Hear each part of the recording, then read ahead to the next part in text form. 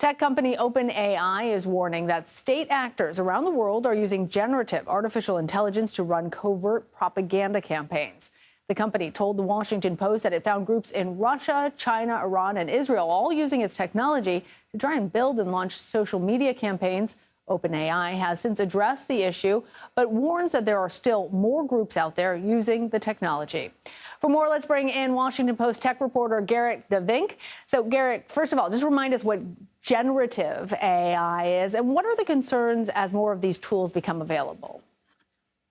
Yeah, so generative AI tools are things like image generators, text generators. We even have video generators now that use AI where you put in a prompt, say, can you make me a photo of a cat riding a skateboard?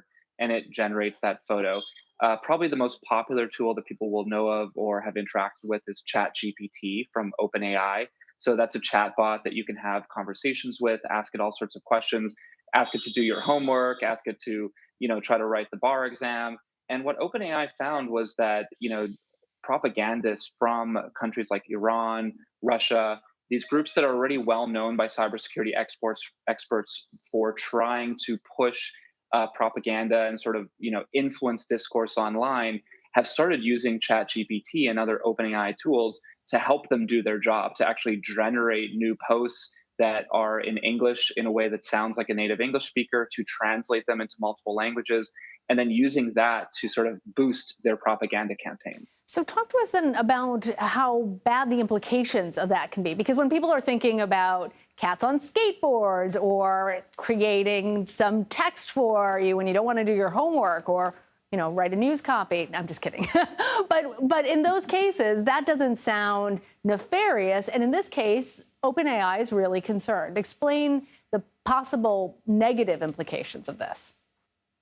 Yeah, so we've had to deal with these campaigns for years, and a lot of these groups, which are sort of sometimes loosely tied to national governments themselves, sometimes even employed or funded by these national governments, will go online. They'll respond to comments. They'll try to stoke up debate. We've seen this in U.S. elections. We've seen this in elections all over the world as these countries sort of try to pit people against each other by sort of stoking up debate online.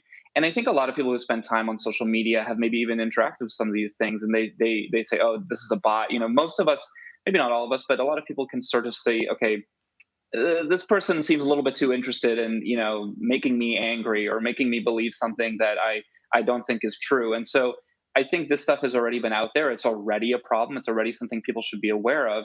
But with these generative AI tools, the concern is that they can improve these Right. things. So in the same way that you might get a fraudulent email asking you for your social security number, that if the English is very poorly written, it's probably not from your bank. Now you might be getting an email that is written in perfect professional business English because of a tool like ChatGPT.